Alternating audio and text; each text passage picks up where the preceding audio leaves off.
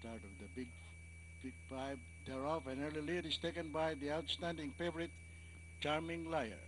It's Charming Liar leading the field by 3.5 lengths, followed by Sir Jeboy Extra, moving up on the outside to take second. And entry number 4, American Ruler. And nearing the far turn, there is still Charming Liar leading the field by 3.5 lengths, followed by Extra, Sir Jeboy, American Ruler. And entry number 1, and that is Erica's Chump. The last bend for home, it is still Charming Liar by the rail. On the outside is Extra.